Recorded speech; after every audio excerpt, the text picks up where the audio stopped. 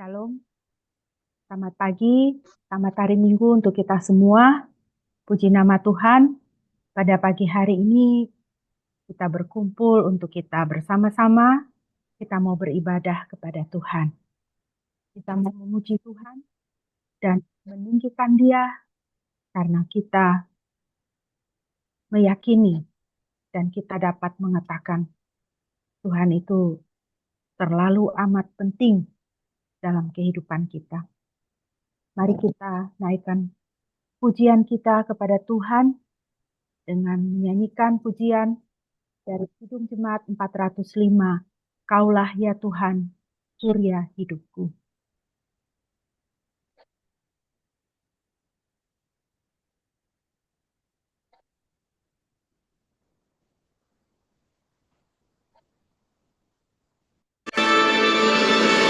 Kaulah ya Tuhan, surya hidupku. Asal Kau ada yang lain tak perlu. Siang dan malam Engkau ku kenal. Di hadirat-Mu jiwaku tenang. Kaulah hikmat-Ku, firman hidupku. Kau besertaku dan ku serta-Mu. Engkau Bapa-Ku, aku anak-Mu. Denganmu Tuhan, ku satu penuh.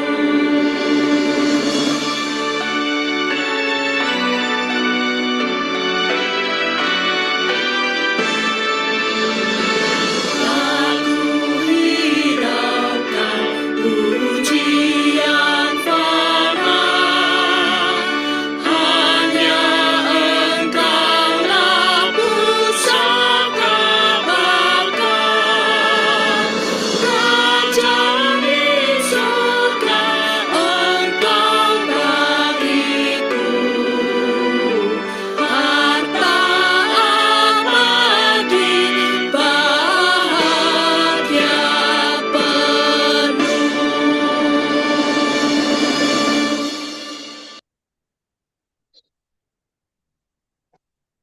Mari jemaat yang dikasihi oleh Tuhan, kita menghadap Tuhan untuk menghabiskan ibadah kita pada pagi ini.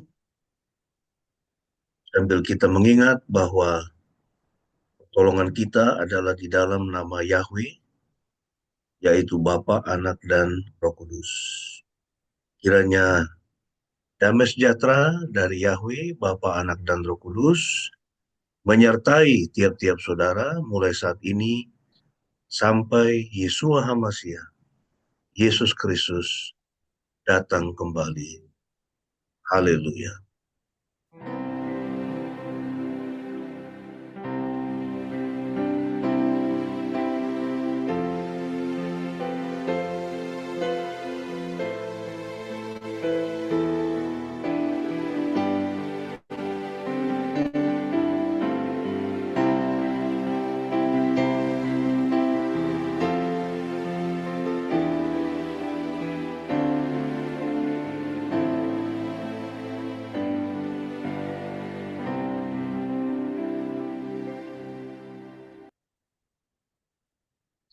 Haleluya, amin, puji nama Tuhan.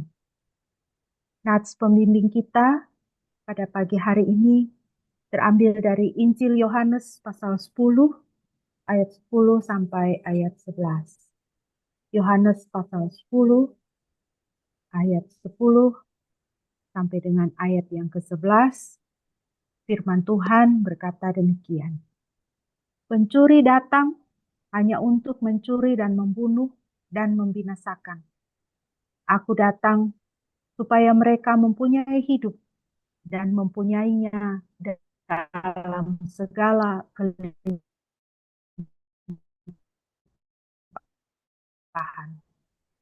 Akulah gembala, bagi domba-dombanya. Puji nama Tuhan. Bapak Ibu yang dikasihi Tuhan, kita mengucap syukur dan memuji Tuhan. Karena Tuhan kita adalah gembala yang baik. Begitu baiknya Tuhan.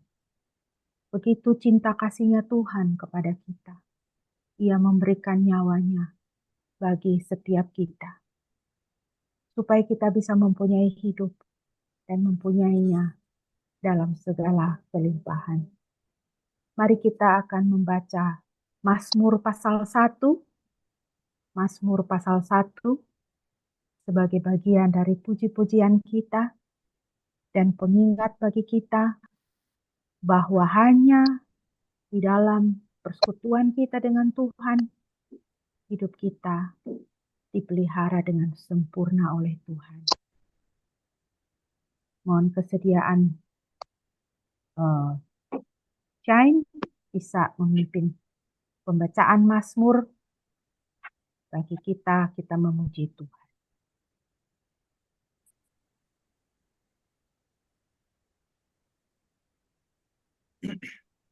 Oke, selamat pagi semuanya. Pada hari ini saya akan membacakan Mazmur 1 untuk kita semua. Oke. The way of the righteous and the weak. Jalan orang benar dan orang fasik.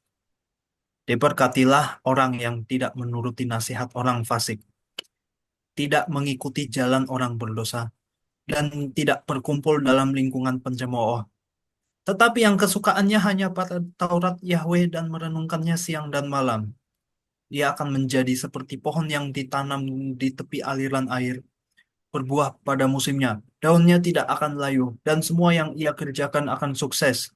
Tidak demikian dengan orang fasik. Mereka seperti sekam yang ditiup angin.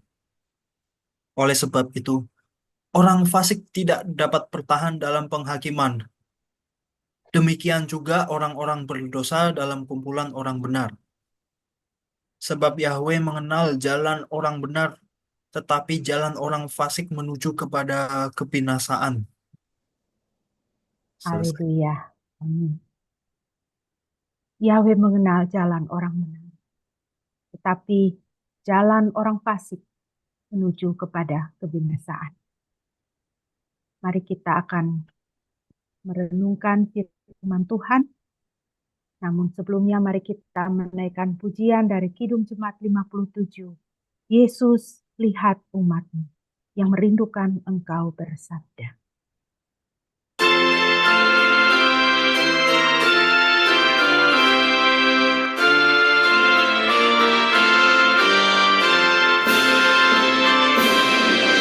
Yesus, lihat umat-Mu yang mengenal Kau berfirman dan mengarahkan padamu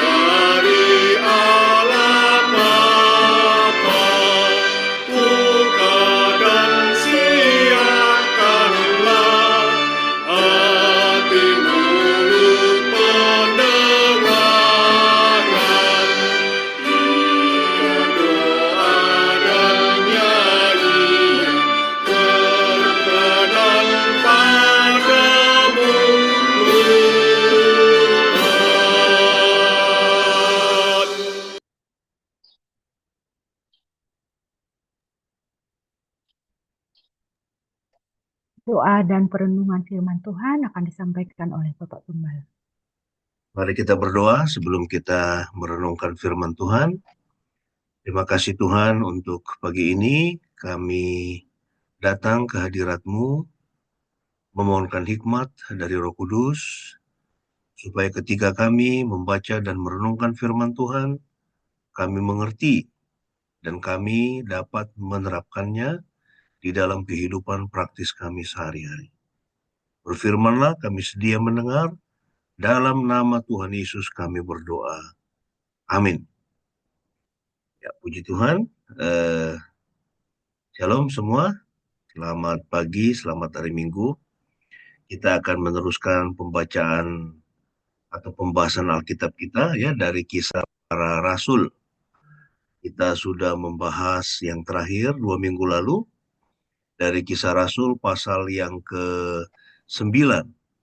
Ya, di situ kita bertemu dengan Petrus ya, bagaimana Tuhan memakai dia untuk melakukan ya itu pelayanan ya dengan mujizat ya. Tuhan memakai dia untuk menyembuhkan seorang yang lumpuh ya selama 8 tahun yang bernama Eneas. Kemudian juga Tuhan pakai dia untuk melakukan mujizat yang sama seperti yang pernah Tuhan Yesus lakukan, yaitu membangkitkan orang mati ya, dan dalam konteks ini dia Tuhan pakai untuk membangkitkan Dorcas ya, sehingga kita lihat setelah mujizat-mujizat itu apa yang terjadi ya, dikatakan semua orang yang tinggal di kota Lida dan Saron melihat dia dan mereka berbalik kepada Tuhan ya. Begitu juga setelah dia membangkitkan Dorcas ayat 42, di situ dikatakan bahwa hal itu tersiar ke seluruh Yope dan banyak orang percaya kepada Tuhan. Nah, ini satu hal yang penting untuk kita ingat, bahwa sering sekali Tuhan itu melakukan mujizat atau memperlihatkan kuasanya atau mujizatnya, yaitu untuk membawa orang beriman kepada Tuhan.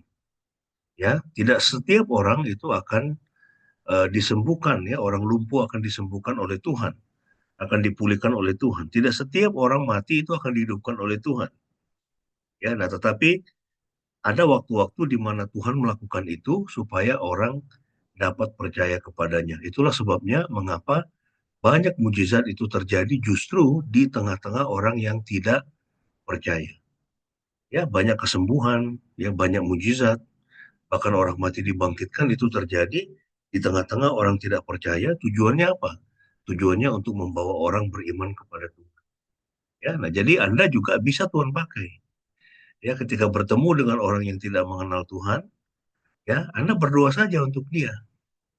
Ya, dan Anda bisa itu tumpang tangan ya. Kita bisa tumpang tangan dan ya itu bisa jadi kalau Tuhan memang berkehendak, dia akan menyembuhkan orang itu.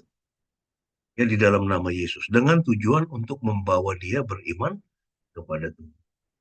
Nah, pada pagi ini kita akan meneruskan pembahasan kita dan kita bertemu dengan kisah mengenai Cornelius ya, Petrus dan Cornelius. Nah, di sini kita lihat bagaimana Tuhan menyelamatkan Cornelius ya, yang dia sudah percaya tetapi dia belum diselamatkan. Ya, dia sudah masuk ke dalam bagian orang yang beribadah kepada Tuhan Israel, tetapi dia belum mengenal siapakah Kristus. Ya, dan dalam konteks ini kita lihat bagaimana Tuhan memakai Petrus untuk melayani dia. Ayat yang pertama di sini dikatakan, ada seorang bernama Cornelius yang tinggal di Kaisarea, ya, seorang perwira pasukan yang disebut pasukan Italia. Ya, kita tahu bahwa Israel pada waktu itu dijajah ya oleh bangsa Italia ya, oleh orang Roma. Ya, dan Cornelius ini adalah salah seorang perwira pasukan. Ya, dan tentu ya ada ketidaksukaan juga kan? Ya, ada ketidaksenangan dari orang-orang Yahudi ya dengan Cornelius ya, juga dengan pasukannya, karena dianggap mereka itu adalah penjajah. Ia seorang yang saleh, ia beserta seluruh keluarganya hormat akan Elohim. dan banyak memberi sedekah kepada umat serta selalu berdoa kepada Elohim. Ya, ada hal yang menarik dari Cornelius, dia seorang yang saleh, ya, juga dia dan keluarganya dikatakan seluruhnya hormat ya akan Elohim ya Tuhan Israel. Ya, itu artinya apa? Dia sudah percaya kepada Tuhan Israel dan bisa jadi dia sudah tidak lagi menyembah kepada atau beribadah kepada dewa-dewa Roma. Ya, kemudian dia juga orang yang murah hati, dikatakan banyak memberi sedekah kepada umat serta selalu berdoa kepada Elohim. Ya, dia juga seorang yang suka berdoa. Kemudian ayat 3 dikatakan, kira-kira jam 3 petang, dalam suatu penglihatan, ia melihat malaikat Elohim datang kepadanya dan berkata, Cornelius. Ketika ia memandang malaikat itu, dengan takut ia berkata, ada apa Tuhan?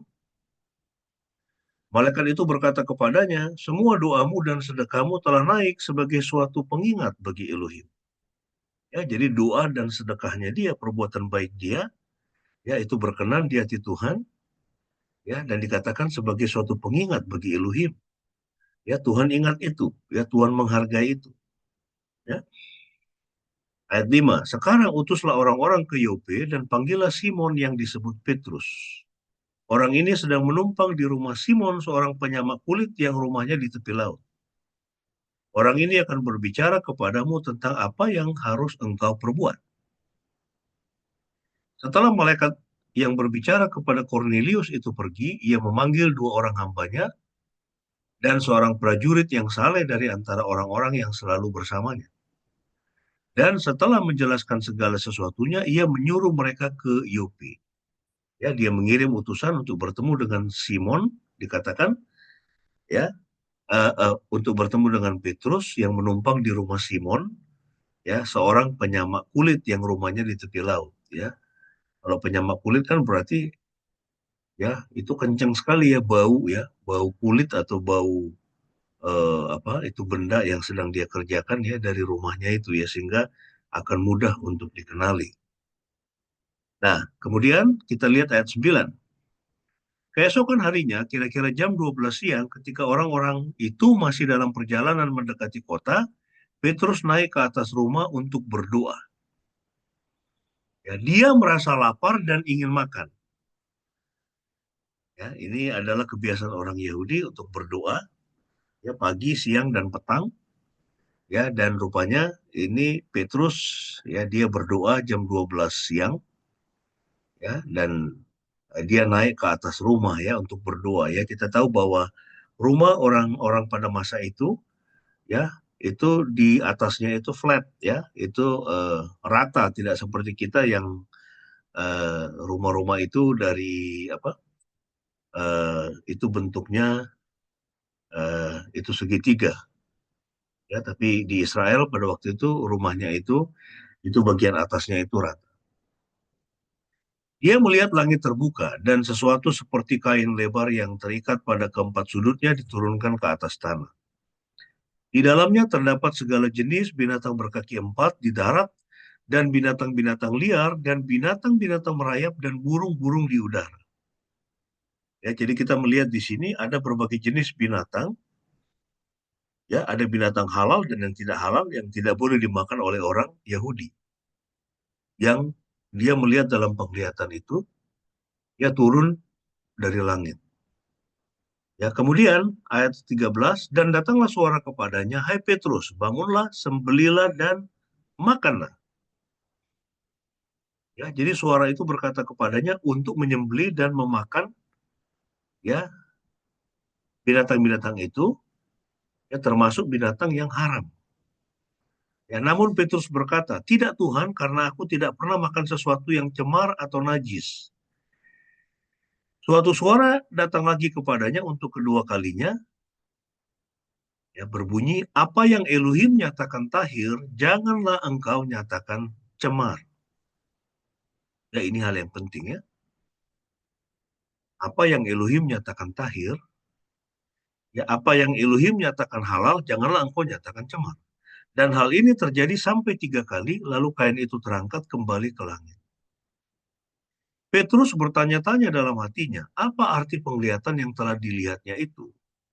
Lalu tampaklah orang-orang yang diutus Kornelius berdiri di muka pintu sedang menanyakan rumah Simon. Mereka bertanya apakah Simon yang disebut Petrus sedang menumpang di situ. Ketika Petrus sedang berpikir tentang penglihatan itu, Roh berkata kepadanya, "Lihatlah ada 3 orang yang sedang mencarimu. Karena itu bangunlah, turunlah dan pergilah bersama mereka, dan janganlah ragu-ragu sebab akulah yang telah mengutus mereka." Petrus pun turun dan berkata kepada orang-orang yang diutus Kornelius itu, katanya, "Akulah yang kamu cari, apakah maksud kedatanganmu?" Mereka menjawab, "Kornelius, seorang perwira, orang yang jujur dan hormat akan Tuhan, yang juga dikenal baik oleh seluruh bangsa Yahudi, ia telah diperintahkan oleh malaikat kudus untuk mengundang engkau ke rumahnya dan mendengarkan apa yang akan engkau katakan." Setelah mempersilakan masuk, ia memberi tumpangan kepada mereka untuk bermalam di situ. Dan keesokan harinya Petrus berangkat bersama mereka, disertai beberapa saudara dari Yope. Pada hari berikutnya, sampailah mereka di Kaisarea. Kornelius sedang menantikan mereka dan telah mengumpulkan sanak keluarganya dan sahabat-sahabat dekatnya. Ketika Petrus masuk, Kornelius menyambutnya dan sambil tersungkur di kakinya ia menyembah. Ya, rupanya Kornelius ini dia berpikir, ya Petrus ini ya seperti dewa begitu ya. Orang yang sangat kudus ya, orang yang sangat suci, yang layak untuk disembah. Ya, ayat 26, namun Petrus membangunkannya dan berkata, "Berdirilah, aku hanyalah seorang manusia."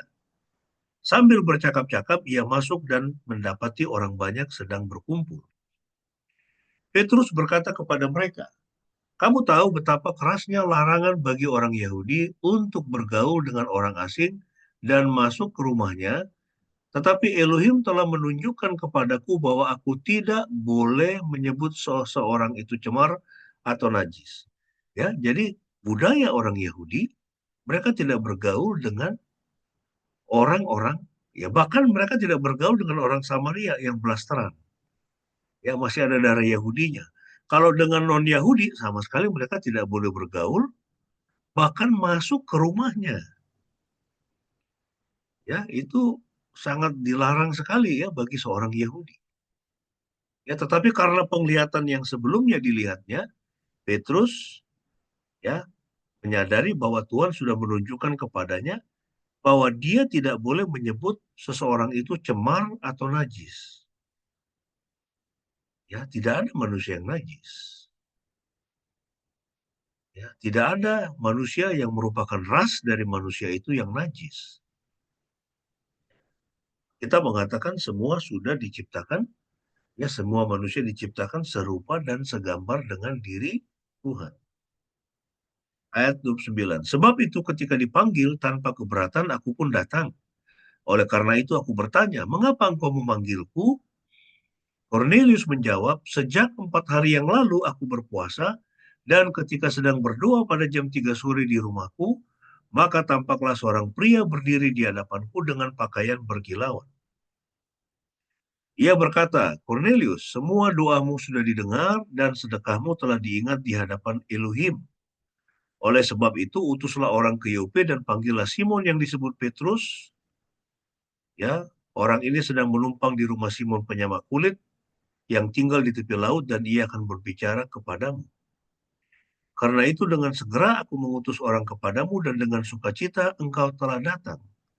Sekarang kami semua hadir di hadapan Elohim untuk mendengarkan segala hal yang diperintahkan Tuhan kepadamu." Mulailah Petrus berkata, "Sungguh sekarang aku mengerti bahwa Elohim tidak membeda-bedakan orang." Ya, ini adalah kata kunci untuk kita memahami Kisah Rasul pasal 10. Ya, bahwa Tuhan tidak membeda-bedakan orang.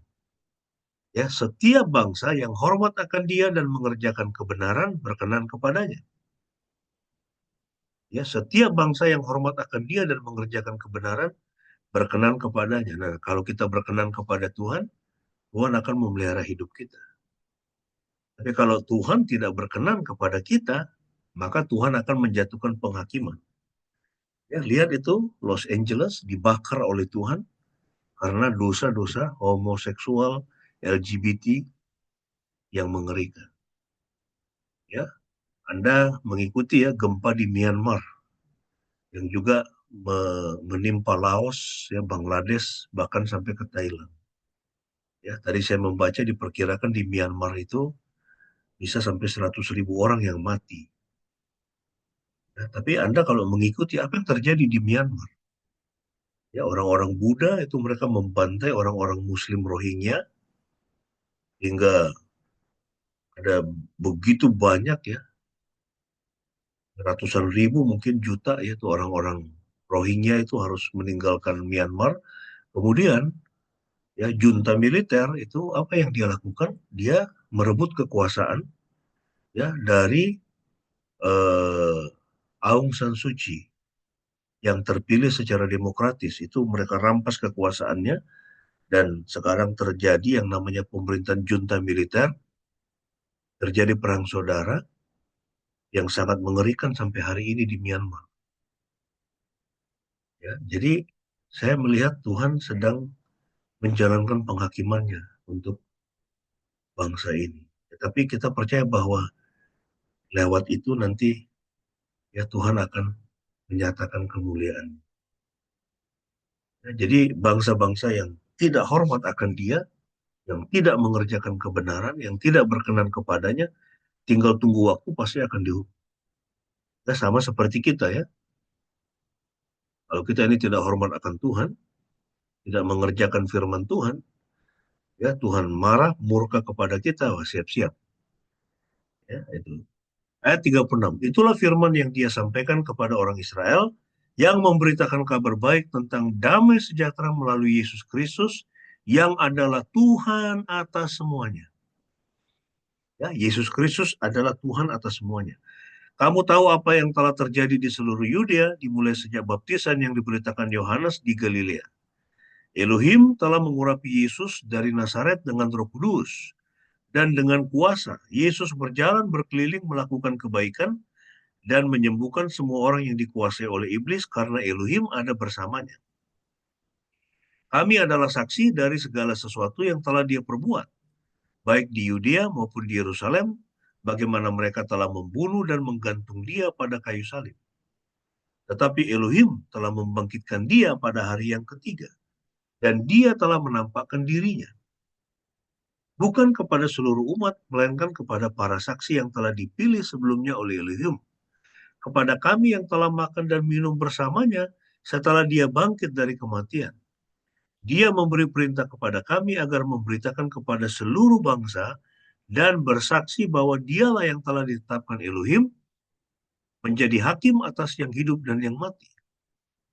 Tentang Dialah semua nabi bersaksi bahwa di dalam namanya, ya di dalam nama Yesua, setiap orang yang percaya kepadanya menerima penghapusan dosa. Ketika Petrus mengucapkan kata-kata ini, turunlah Roh Kudus ke atas semua orang yang mendengarkan firman itu. Ya, jadi bayangkan, ya Petrus berbicara di rumah Cornelius.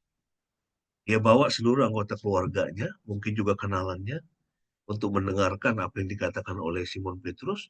Mereka adalah ya orang-orang non-Yahudi. Ya, mereka non-Yahudi. Ya, tetapi setelah Petrus mengucapkan kata-kata ini, Alkitab mengatakan, turunlah Roh Kudus kata semua orang yang mendengarkan firman itu, maka tercenganglah orang-orang percaya dari golongan bersunat yang menyertai Petrus. Ya, jadi orang-orang percaya itu orang-orang Yahudi dari golongan bersunat yang menyertai Petrus karena melihat karunia Roh Kudus juga dicurahkan ke atas bangsa-bangsa bukan Yahudi. Sebab mereka mendengar orang-orang itu berbicara dalam bahasa lidah dan memuliakan Elohim. Lalu Petrus berkata, apakah ada yang bisa menghalangi orang untuk dibaptis dengan air, sedangkan mereka telah menerima Roh Kudus sama seperti kita?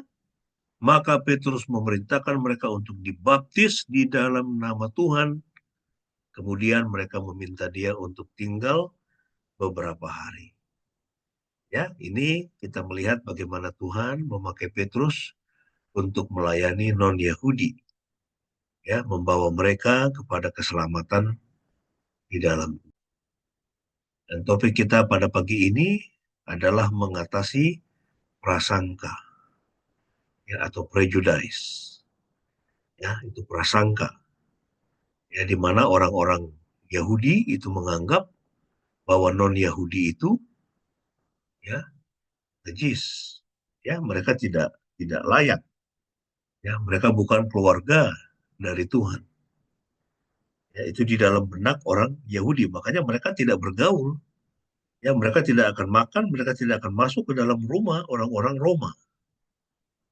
Ya, bahkan mereka tidak bergaul dengan orang Samaria karena mereka menganggap orang Samaria itu juga, ya, sudah tercampur darahnya dengan darah bangsa-bangsa lain.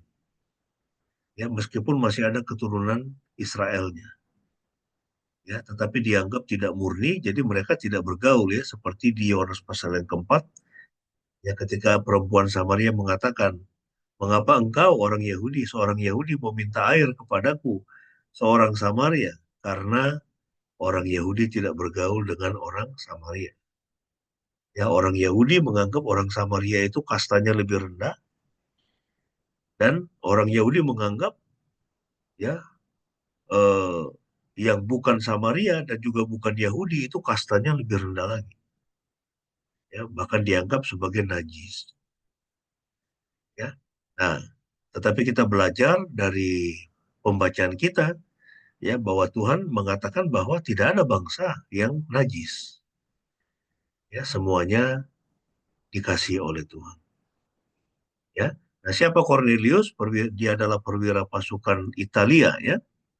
Kaisaria itu kota pelabuhan yang indah, tempat tinggal gubernur, ya, bersama dengan banyak anggota militer Romawi. Kota ini dinamai menurut Kaisar Agustus dan merupakan tempat orang-orang Yahudi mengecam perbuatan amoral dan penyembahan berhala. Ya, jadi di Kaisaria itu ada banyak kuil-kuil, ya, ada banyak kuil-kuil yang dibangun, ya, oleh orang-orang Roma, ya, untuk menyembah, ya, kepada dewa-dewa mereka. Nah, Cornelius adalah seorang perwira militer berpangkat tinggi, dia memimpin 100 orang. Kebetulan perwira selalu digambarkan dalam cahaya yang positif, ya, dalam kitab suci. Cornelius ini seorang religius, tetapi ia belum ditebus, ya. Ya, ia tulus, tetapi ia belum diselamatkan. Ya, dia belum pernah mendengar nama Yesus. Ya, dia belum pernah mendengar Roh Kudus, ya, atau karya Roh Kudus dalam diri orang percaya. Ya, dia sama seperti orang-orang lain, ya, meskipun mereka beribadah di sinagog, tetapi mereka belum dilahirkan kembali. Ya, makanya Anda ingat, ya, ketika Tuhan Yesus berbicara dengan Nikodemus, ya, Nikodemus seorang pemimpin agama Yahudi, seorang Farisi, datang kepada Yesus. Kemudian Yesus mengatakan kepadanya, kalau kau tidak dilahirkan kembali, kau tidak dapat melihat kerajaan surga. Nikodemus tidak mengerti bagaimana cara dilahirkan kembali, atau apa makna dilahirkan kembali, dan bagaimana caranya dia nggak tahu.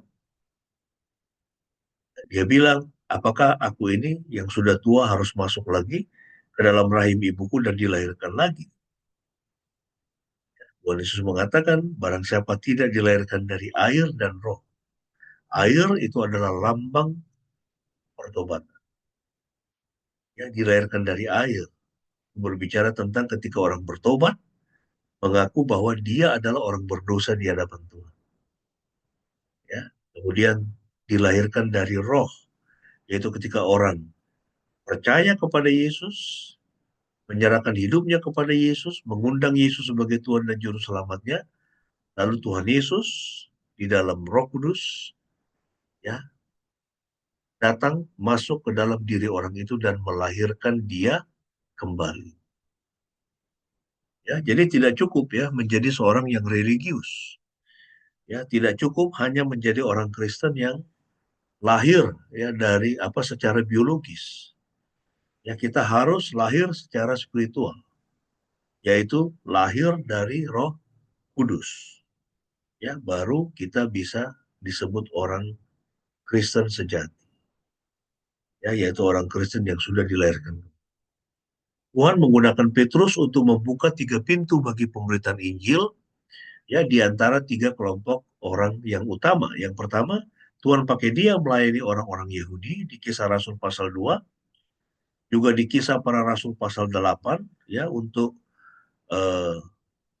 melayani, ya, memberitakan Injil, ya, kepada orang-orang Samaria. Lalu kemudian Kisah Rasul pasal yang ke-10 kepada non-Yahudi. Ya, dan ini adalah penggenapan dari yang dikatakan oleh Tuhan Yesus, ya, sebelum dia naik ke surga. Dia mengatakan, kamu akan menerima kuasa kalau Roh Kudus turun atas kamu, dan kamu akan menjadi saksiku di Yerusalem, ya, tempat mayoritas orang Yahudi ada. Di Yerusalem, di Samaria, ya, di Yudea, di Samaria, kemudian sampai ke ujung-ujung bumi. Ya, Tuhan mau Injilnya bisa sampai ke ujung-ujung. Nah, setelah Tuhan mempersiapkan Cornelius, ya, untuk mendengar Injil yang melalui kedatangan malaikat itu, maka Tuhan juga sekarang harus mempersiapkan Petrus untuk pergi dan menjelaskan Injil kepada orang bukan Yahudi yang dibenci. Ya, orang Yahudi membenci, ya, orang Roma, ya, karena menjajah mereka. Dan bukan hanya dia orang Roma, dia juga orang yang dianggap najis oleh orang Yahudi. Bukan hanya dia sebagai penjajah, ya, dia juga adalah orang yang dianggap najis. Kemudian dia juga adalah tentara, perwira lagi. Ya, jadi kebencian itu kan mestinya double-double itu, ya, di dalam diri Petrus dan kebanyakan orang Yahudi. Ya, mereka pasti akan sangat benci sekali dengan ini penjajah ini, apalagi dia adalah tentara. Ya. Namun agar itu terjadi, Tuhan harus berhadapan dengan masalah sikap yang sangat besar yang dimiliki oleh Petrus. Ya, tadi kita sudah membaca, Petrus mengatakan orang Yahudi tidak bergaul dengan orang-orang non-Yahudi. Ya, sehingga ketika dia berdoa pada waktu siang dan dia merasa lapar, dia mendapatkan penglihatan yang seperti ini. Ya, berbagai jenis hewan, ya, termasuk di situ ada hewan-hewan yang bagi orang Yahudi tidak boleh dimakan. Ya, ular tidak boleh dimakan. Ya, binatang-binatang yang tidak bersisik tidak boleh dimakan. Babi tidak boleh dimakan. Ada banyak pantangan, ya, bagi orang Yahudi. Ya, tetapi dalam penglihatan itu dia melihat, ya, lalu kemudian dia mendengar suara Tuhan mengatakan, sembelihlah itu dan makanlah. Petrus mengatakan, aku sejak kecil tidak pernah memakan makanan yang najis. Lalu Tuhan bilang sama dia, jangan katakan najis, karena apa yang Tuhan sudah nyatakan halal atau tahir, atau kudus, suci, maka itu adalah suci. Nah, saudara, ada 2 poin utama yang muncul dari teks yang dapat kita terapkan pada konteks kita. Ya, yang pertama adalah kita perlu menyesuaikan sikap kita. Ya, Petrus harus menyesuaikan sikapnya, ya, dengan situasi yang dia dapat, yang dia hadapi, bahwa Tuhan, ya, memilih dia untuk berbicara kepada orang-orang non Yahudi. Ya, dalam hal ini adalah Cornelius. Ya, dia perlu menyesuaikan sikapnya. Kemudian, ya, menyelaraskan tindakan. Ya, jadi tindakan kita itu harus selalu selaras dengan kebenaran firman Tuhan. Ya, makanya hati-hati, ya, dengan yang namanya tradisi. Ya, karena tradisi itu, ya, tradisi-tradisi kita apapun itu bentuknya, ya, bisa jadi itu tidak sesuai dengan kebenaran firman Tuhan. Ya, tidak sesuai dengan, ya, apa yang Tuhan mau. Ya, jadi semua tradisi itu kita harus periksa di dalam terang Alkitab, di dalam terang firman Tuhan. Ya, termasuk dalam hal memakan. Ya, itu termasuk dalam hal makanan. Kalau orang Yahudi, Muslim itu kan ketat banget itu kan. Ya, tidak boleh makan babi misalnya, atau tidak boleh makan darah misalnya. Ya, nah tetapi eh, melalui kisah ini juga kita bisa itu Tuhan mengajari kita bahwa ya bahwa keselamatan itu bukan soal makan dan minum, ya kan? Keselamatan bukan soal makan dan minum. Keselamatan itu adalah soal kebenaran, ya kebenaran di dalam firman Tuhan, ya soal kebenaran firman Tuhan. Nah, yang pertama menyesuaikan sikap kita, ya tadi kita sudah membaca itu bahwa Cornelius seorang yang saleh beserta keluarganya dia hormat akan Elohim dan banyak memberi sedekah kepada umat serta selalu berdoa kepada Elohim. Ya, jadi saudara di luar kekristenan ya ada orang-orang damai. Ya, ada orang-orang yang memang dia menggunakan hati nuraninya. Ya. Nah, kalau di Myanmar itu orang-orang Buddha di sana itu membantai, gitu. Mereka mengusir ya orang-orang Rohingya. Tapi kita tahu bahwa pasti ada banyak juga orang-orang Buddha di Myanmar sana yang dia tidak setuju. Ya, dia tidak setuju dan dia tidak mendukung apa yang dilakukan oleh orang-orang Buddha yang menganiaya orang-orang Rohingya. Ya. Itu sama seperti di Jerman ya, waktu zaman Hitler. Jika Hitler dengan pasukan Nazinya itu membantai orang-orang Yahudi, kita tahu bahwa ada hamba-hamba Tuhan, ada orang-orang Kristen di sana yang tidak setuju dengan yang dilakukan oleh Hitler. Ya, itu salah satunya adalah itu pendeta eh, Dietrich ya, Bonhoeffer. Ya, Dietrich Bonhoeffer itu mengecam praktek itu sehingga kemudian dia ditangkap dan dia dibunuh oleh Hitler. Ya, kita tahu juga di Belanda ada keluarga-keluarga yang mereka menyembunyikan orang-orang Yahudi di rumahnya. Ada yang ketangkap, ya seperti Ibu Corrie ten Boom dan adiknya Betsy dan keluarganya mereka ditangkap dan harus ya dipenjara di kamp konsentrasi yang sangat kejam. Ya karena mereka melindungi orang-orang Yahudi.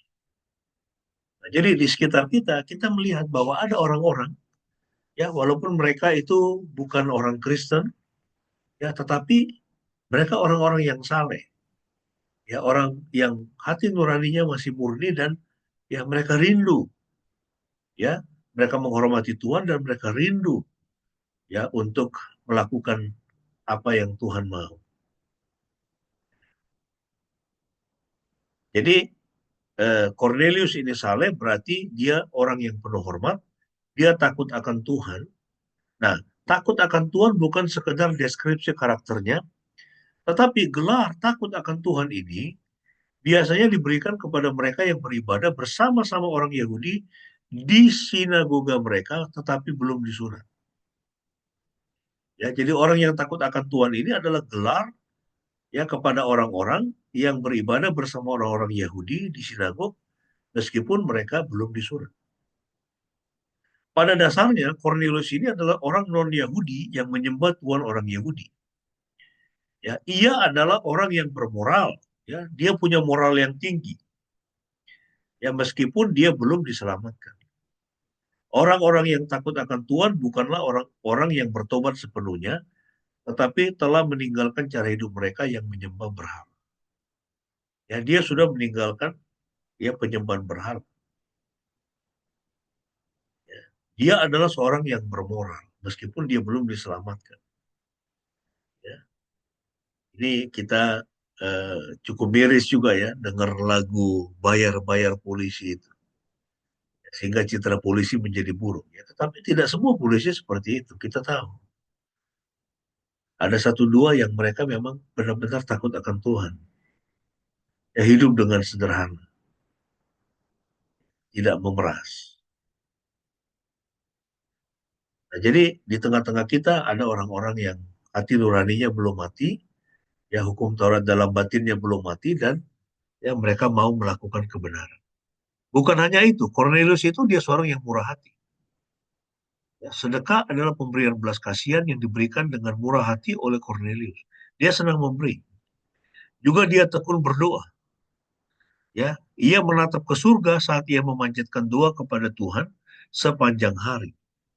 Ya, kita tahu ada orang-orang meskipun dia belum Kristen, ya, meskipun dia masuk ya ke dalam agama yang lain atau kepercayaan lain, ya, tetapi dia benar-benar rindu untuk mencari Tuhan. Ya, ya, itu satu kerinduan yang satu waktu Tuhan pasti akan menjawabnya ya, karena Tuhan mau ya, orang ya, dia menghargai orang yang sungguh-sungguh hati mencari Dia. Nah, Tuhan menggunakan Petrus untuk membuka 3 pintu bagi pemberitaan Injil di antara 3 kelompok orang utama ya di dalam Kisah Para Rasul, yaitu orang Yahudi, kemudian orang Samaria di Kisah Rasul pasal 8, dan Kisah Rasul 10 dengan orang non-Yahudi ya, yaitu Cornelius. Yang kedua, yaitu yang perlu kita perhatikan di sini adalah bahwa kita perlu menyelaraskan tindakan kita. Ya, ada 2 pemikiran muncul di benak kita ketika membaca. Ya, bagaimana Petrus dia menolak untuk disembah. Ketika Cornelius menyembah dia waktu dia sudah masuk ke dalam rumahnya, ya Petrus mengatakan jangan. Ya, karena saya ini adalah manusia sama seperti kamu. Ya, jadi kita juga perlu menyelaraskan ya tindakan kita dengan kebenaran firman Tuhan, karena bisa jadi ya kita jatuh ke dalam dosa kesombongan. Ya, termasuk kesombongan rohani. Anda bisa lihat itu di TikTok, di YouTube banyak itu. Ya, ada orang dia masukkan ya ulama, dia masukkan kakinya ya ke dalam baskom berisi air. Lalu kemudian jemaat itu datang lalu meminum air itu, kemudian mencium-cium kakinya. Mengerikan sudah. Ya, itu mengerikan. Nah, kita belajar di sini dari Petrus. Dia menyadari bahwa dia adalah manusia. Ya, kita tidak boleh membiarkan ada orang lain menyembah kita. Ya mungkin tidak menyembah seperti itu. Ya, berlutut, kemudian dia ingin mencium kaki kita. Mungkin tidak seperti itu. Tetapi ya kita membiarkan sikap ya di mana kita menempatkan diri kita itu ya sebagai tuan dan dia itu hamba. Dia itu adalah budak. Jangan. Ya, itu cara kita memperlakukan pembantu kita di rumah juga. Ya kita harus hati-hati. Kita harus menghargai mereka. Ya karena mereka manusia yang Tuhan kasih. Berhala yang kita sembah tidak akan memuaskan kita ya, dan pada akhirnya akan mengecewakan kita. Semua dewa yang kita sembah akan mati. Ya, Petrus menolak untuk disembah. Petrus yang oleh umat Katolik dianggap sebagai paus pertama menolak segala bentuk penyembahan atau pemujaan atau klaim kesempurnaan. Ia menyebut dirinya sendiri seperti ini. Saya juga manusia. Ya, jadi kita harus hati-hati. Ya, kita tahu bahwa ada hamba-hamba Tuhan tertentu yang sepertinya dalam tanda kutip seperti umat itu menyembah dia. Jadi sepertinya ini orang ini sakti banget. Nah, kita tidak boleh berpikir seperti itu. Melihat ada orang atau hamba Tuhan manapun ya seperti memiliki kesaktian, lalu kemudian orang sedemikian ya menghormati ya bahkan seperti mendewakan hamba Tuhan itu. Tidak boleh. Ya. Petrus menolak untuk disembah. Nah, prinsip yang pertama, atasi prasangka atau rasisme apapun dalam hati Anda. Ya, tadi ide topik kita adalah mengatasi itu prasangka ya, atau sikap rasisme. Kata prasangka berarti menghakimi terlebih dahulu. Ya, membedakan orang berdasarkan ras adalah salah. Ya, kita mesti hati-hati ya, jangan jatuh ke dalam kita membeda-bedakan orang berdasarkan ras. Orang Batak menganggap non-Batak itu seperti kelas yang lebih rendah misalnya. Atau orang kulit putih menganggap ya orang hitam misalnya lebih rendah dari dia. Jangan. Tuhan itu punya tujuan masing-masing kepada yaitu setiap ras, ya meskipun mereka berbeda warna kulitnya, tetapi mereka semua sama di hadapan Tuhan dan juga diberikan kelebihan yang berbeda-beda. Ya, orang putih misalnya mereka itu apa? Itu cerdas ya katakanlah ya orang-orang bule misalnya. Ya, mereka itu terkenal cerdas. Ya, tetapi dalam hal itu keuletan misalnya, ya dalam hal ketekunan ya, mereka tidak bisa mengalahkan ya itu orang Chinese. Atau misalnya di apa namanya, itu sebagai atlet misalnya. Ya kita tahu ya orang-orang hitam ya mereka punya otot yang lebih kuat dan mereka bisa menjadi atlet yang lebih baik dalam banyak bidang sport misalnya. Ya Ken Ham mengatakan hanya ada satu ras yaitu ras manusia. Ya, hanya ada satu ras yaitu ras manusia. Jadi kita tidak boleh membeda-bedakan orang berdasarkan ras. Ya. Langkah apa yang dapat Anda ambil minggu ini? Petrus menjalani proses untuk membasmi prasangka. Ia mulai dengan tinggal bersama seorang penyamak kulit yang najis. Ya, tadi kita sudah membaca 2 minggu lalu. Ya, dia tinggal di rumah Simon, seorang penyamak kulit, dan itu adalah pekerjaan yang najis. Ya, karena hewan itu disembelih itu dia tidak dengan cara yang benar, kemudian kulitnya dipakai ya mungkin eh, untuk pakaian atau mungkin untuk sofa misalnya atau apapun. Ya. Dan itu adalah pekerjaan yang najis bagi orang Yahudi. Kemudian langkah berikutnya adalah dia mengundang orang-orang non-Yahudi ke rumahnya. Kemudian ia masuk ke rumah yang dipenuhi orang-orang yang berbeda dari ya. Nah, jadi ini yang kita bisa belajar dari Petrus, dia mengatasi prasangka atau rasisme apapun di dalam hati. Yang kedua, kita bisa belajar dari teks kita bahwa Tuhan akan bergerak. Ya, Tuhan akan bertindak ya ketika umatnya melakukan disiplin rohani. Ya, disiplin rohani. Ya, Cornelius dia berdoa. Dia tekun berdoa. Ya, Petrus juga ya pada waktu itu dia sedang berdoa. Ya, dan juga Cornelius dia seorang yang murah hati. Dia sering memberikan sedekah, dia takut akan Tuhan. Nah, saudara kita bisa belajar eh, dari teladan ya baik Cornelius maupun Petrus bahwa ketika kita mengutamakan Tuhan dan menempatkan diri kita dalam posisi untuk mendengar darinya, maka dia akan berbicara kepada kita melalui firman-Nya. Ya, jadi kita perlu ada waktu-waktu kita mengambil waktu teduh ya atau kita mencari kehendak Tuhan, bertanya kepada Tuhan, Tuhan, apakah ini yang Engkau mau untuk saya lakukan? Atau kita tidak jelas dengan sesuatu, kita bisa tanya kepada Tuhan, Tuhan, ya berikan saya petunjuk. Ya, saya kemarin itu bertemu dengan pendeta Martin Su dan dia cerita, ya waktu itu mereka di Yordania dan tidak apa namanya, tidak diizinkan masuk itu ke Israel. Dia bawa rombongan sekitar 46 orang ya untuk bisa ke Israel ya untuk belajar di sana.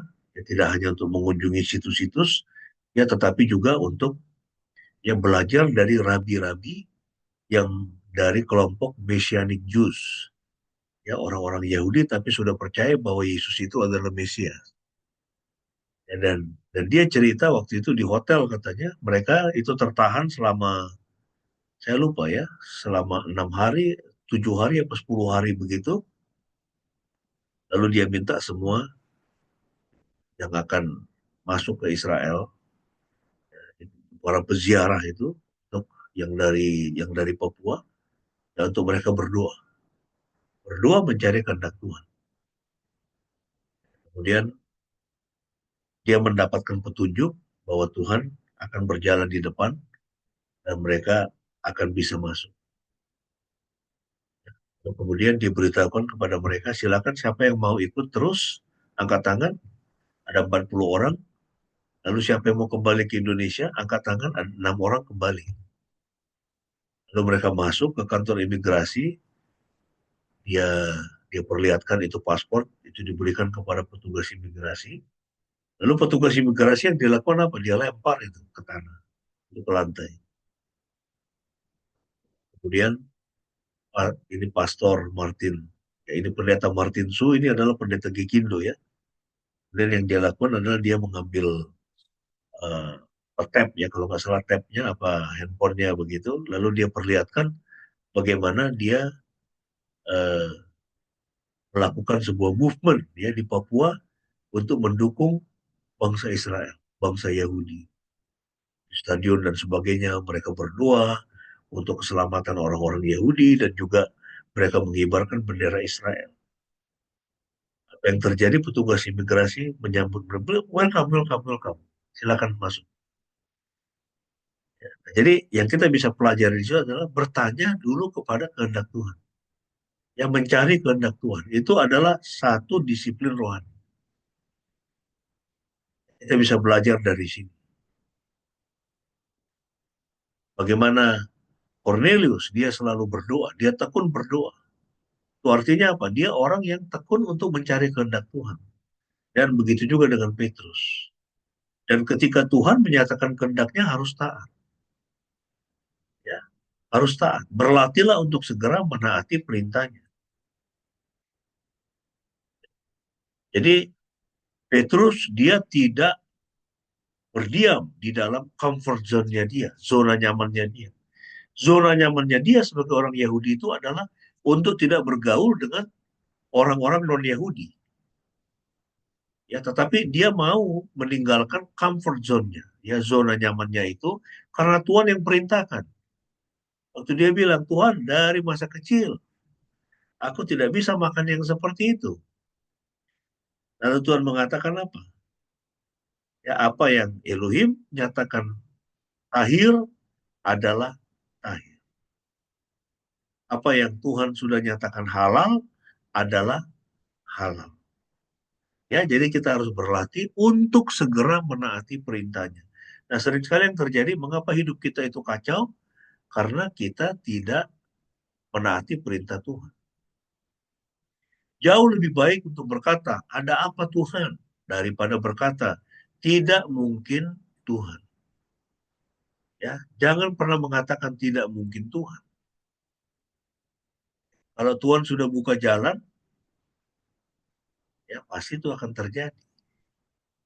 Kalau Tuhan sudah membuka pintu, tidak ada yang bisa menutup. Ya, jadi jangan pernah mengatakan tidak mungkin Tuhan. Ya, Tuhan kita itu dia selalu bekerja ya melalui kemustahilan atau di tengah-tengah kemustahilan. Ya, dan kalau kita mempraktekkan ini dengan disiplin, maka kita akan terus naik, naik, dan naik. Ya, karena Tuhan kita itu dia Tuhan yang senang untuk menyatakan mujizatnya di dalam diri anak-anak. Ya, dia akan menyatakan mujizatnya di dalam diri Anda. Ya, jangan menunggu untuk memahami segalanya. Ya, sering sekali kita ini dibelenggu, ya, kita ini ditawan oleh pemikiran kita sendiri atau ketidakpercayaan kita sendiri. Ya, padahal Tuhan itu dia selalu bekerja jauh melampaui apa yang kita pahami, apa yang kita mengerti. Ya, kalau Anda itu hanya berjalan, ya, Anda itu hanya bekerja berdasarkan apa yang Anda mengerti, wah itu sayang banget. Ya, Anda tidak akan pernah kemana-mana. Anda hanya akan melangkah sejauh pemikiran. Ya, tetapi Tuhan dia sanggup untuk bekerja ya dan menyatakan kuasanya jauh melampaui pemikiran Anda. Ya, saya sudah beberapa waktu ini saya berpikir dan saya sering itu ngomong kepada Ibu Pendeta. Saya ingin ke Israel. Dan kemarin siang ada pendeta yang ngajak makan dan bilang, Pak siap-siap ya. Nanti bulan Oktober Bapak dan Ibu nanti ke Israel katanya. Ya kita lihat. Kalau Tuhan berkehendak. Tapi saya percaya. Ya Tuhan bisa lakukan apapun. Ya, kalau sekarang ke Israel mahalnya luar biasa kan. Apalagi ya rupiah kita itu makin jeblok. Tapi kalau Tuhan nyatakan, kau harus pergi ke Israel. Atau kau harus pergi kemana? Aku mau menyatakan ini dan itu dalam hidup. Bisa nggak? Bisa. Ya. Jadi jangan membatasi Tuhan dengan pemikiran kita. Jangan menunggu untuk memahami segalanya. taatilah dan Tuhan akan membantu Anda untuk mengerti. Sama seperti Petrus. Dia taat, Tuhan menolong dia untuk mengerti, dan Tuhan pakai dia menjadi berkat bagi bangsa-bangsa. Nah, sebagai penutup, satu pertanyaan, apakah ada bagian dari ketidaktaatan atau ketaatan yang tertunda dalam hidup Anda? Ya, apakah ada bagian dari itu ketidaktaatan? Kita masih belum taat sama Tuhan. Atau ketaatan yang tertunda. Ya. Seseorang pernah berkata, ketaatan yang tertunda adalah ketidaktaatan. Artinya apa? Ya. Itu kita mengatakan, Tuhan saya akan melakukan apa yang kau perintahkan minggu depan ya. Tidak sekarang. Itu adalah ketaatan yang tertunda. Ya dulu saya ingat, saya waktu mau masuk sekolah teologi ya, saya sebetulnya itu menolak. Ya, itu tidak mau. Tapi seorang hamba Tuhan, saya ingat itu pendeta Mel Awang, dia bilang begini, beda katanya, kalau Tuhan panggil kamu hari ini, dan kamu mengerjakannya, kamu mentaatinya hari ini dengan, ya Tuhan panggil kamu hari ini, lalu kamu mengerjakannya, atau kamu taat melakukannya minggu depan atau tahun depan. Itu beda, dia bilang, karena ini berbicara tentang ketaatan. Ya, jadi kita harus belajar benar-benar, ya sungguh-sungguh untuk taat kepada Tuhan. Ya, kita bisa minta apapun kepada Tuhan. Anda bisa minta, Tuhan berkati saya dalam pekerjaan saya. Eli bisa berdoa kepada Tuhan, Tuhan buat saya menjadi kepala, bukan jadi ekor di toko ramuan. Tuhan perluaslah ya kemah-kemah saya. Mungkin Dokter Sandra ya itu berdoa seperti itu. Tuhan perluaslah kemah-kemah itu kemah-kemah saya. Usaha saya. Apakah Tuhan bisa melakukannya? Tuhan bisa melakukannya. Ya. Tapi ketika dia mulai mengerjakannya, ya kita harus taat ya, karena akan banyak hal yang terjadi di dalam kehidupan. Ya, kiranya firman ini memberkati kita semua. Amin. Saya memberikan kesediaan Ibu Pendeta bisa menutup kita dalam doa sambil menaikkan doa.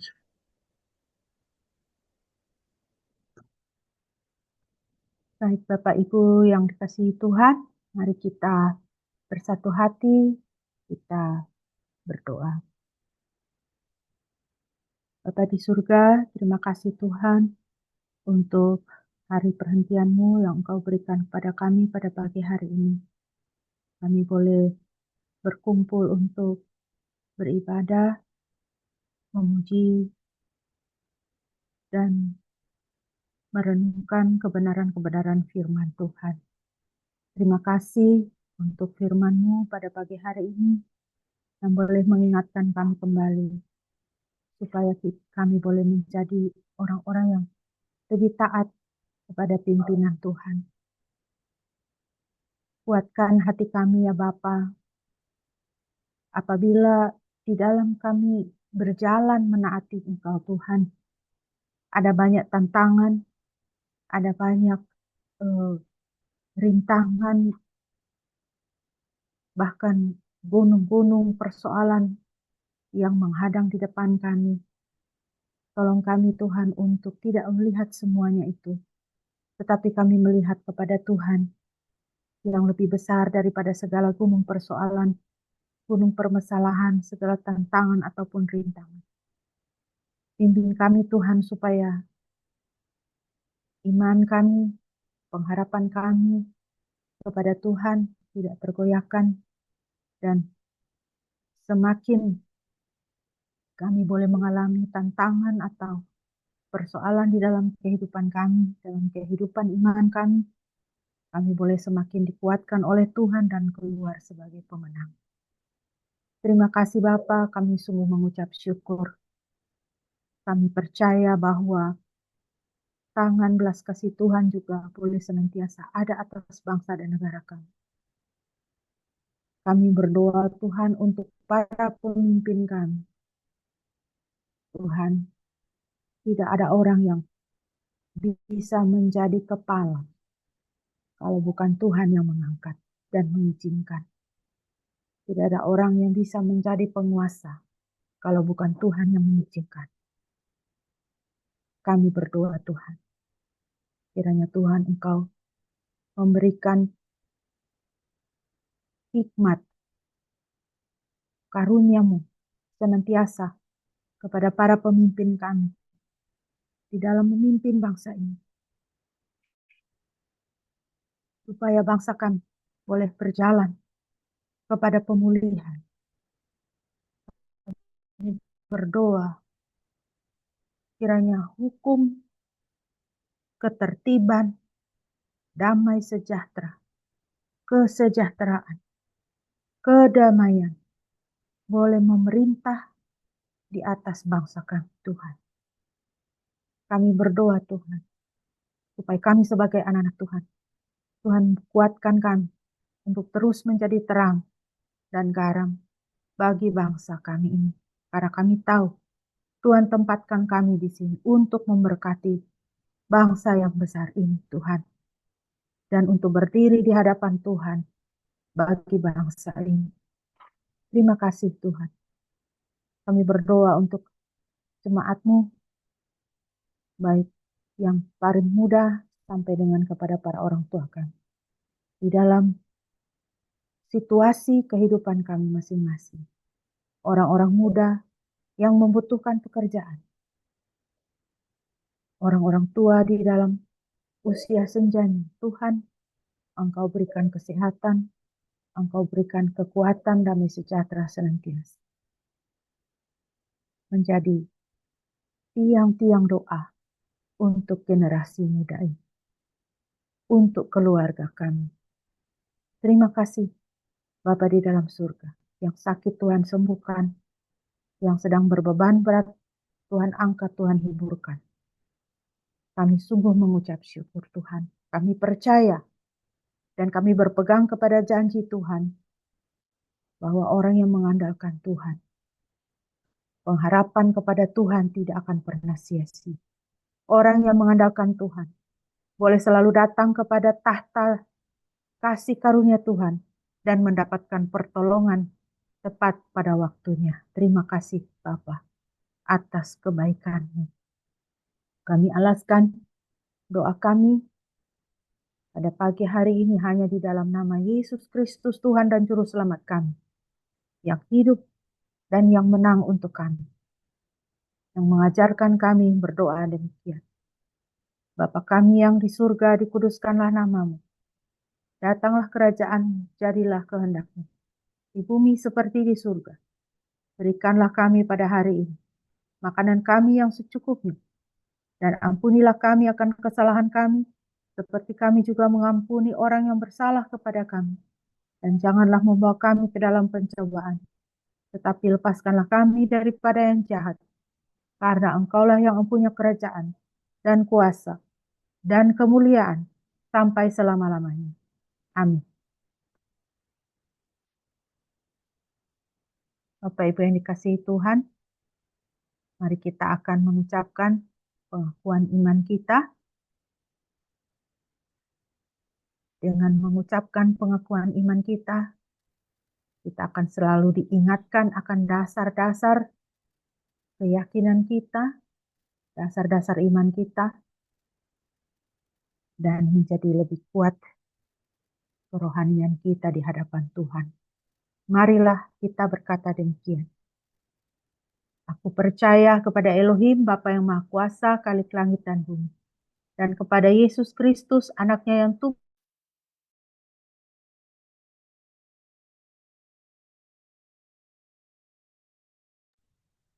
yang dikandung dari Roh Kudus, lahir dari anak darah Maria, yang menderita sengsara di bawah pemerintahan Pontius Pilatus, disalibkan, mati dan dikuburkan, turun ke dalam kerajaan maut. Pada hari yang ketiga bangkit pula dari antara orang mati, duduk di sebelah kanan Elohim Bapa yang Maha Kuasa, dan dari sana Ia akan datang untuk menghakimi orang yang hidup dan yang mati. Aku percaya kepada Roh Kudus, gereja yang kudus dan am, persekutuan orang kudus, pengampunan dosa, kebangkitan tubuh dan hidup yang kekal. Amin.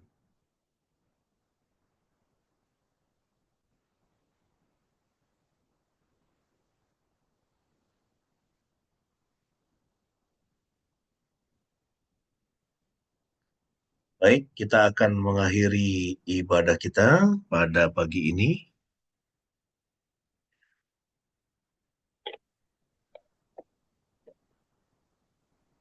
Baik, Bapak Ibu, kita akan mengakhiri ibadah kita pada pagi hari ini.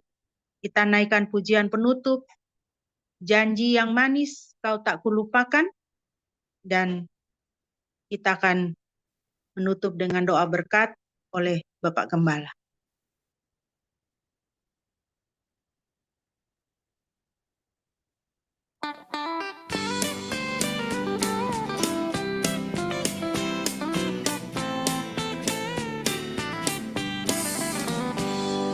Janji yang manis kau tak kulupakan, tak terombang-ambing lagi jiwaku.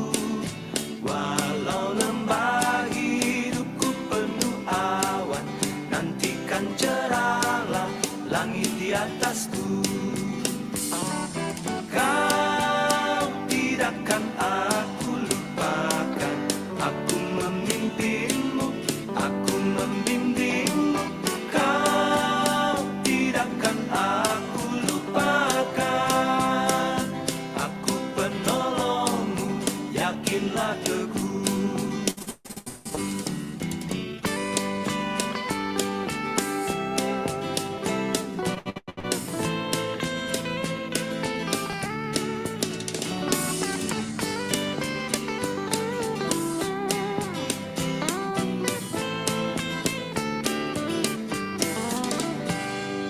Yakinkan janji kau tak kulupakan, dengan sukacita aku jalan terus. Dunia dan kawan tiada ku harapkan, satu yang setia, Yesus penebus. Kau tidakkan aku lupakan, aku memimpinmu, aku membimbingmu. Kau tidakkan aku lupakan, aku penolongmu, yakinlah teguh.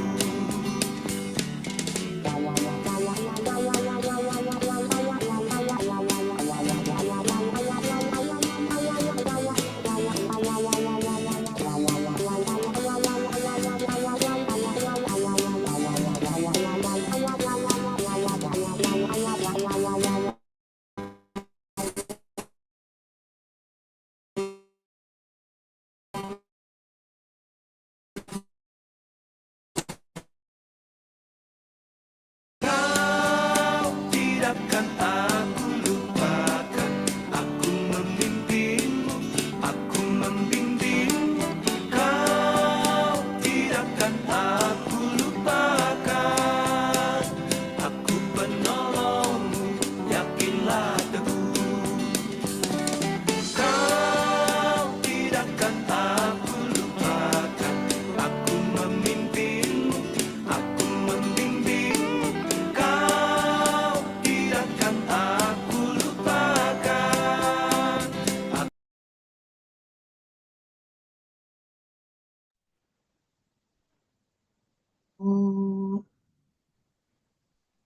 Baik, jemaat yang dikasihi oleh Tuhan, kita akan mengakhiri ibadah kita pada pagi hari ini.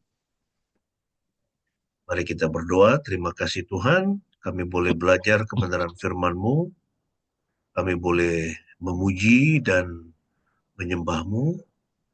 Biarlah ibadah kami berkenan di hati Tuhan.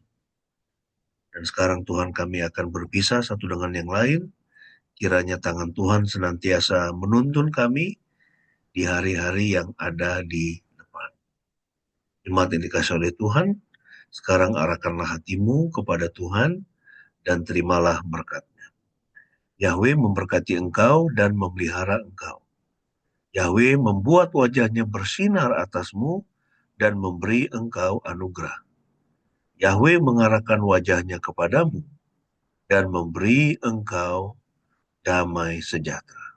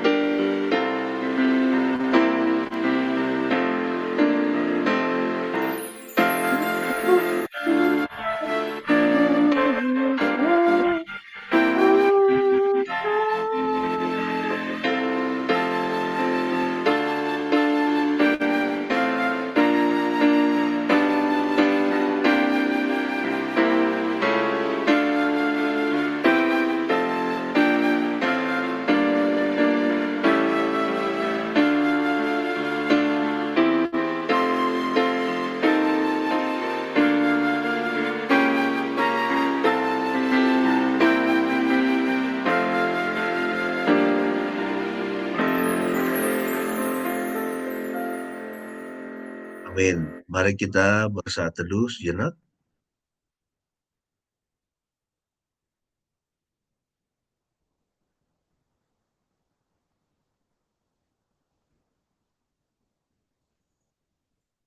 Amin.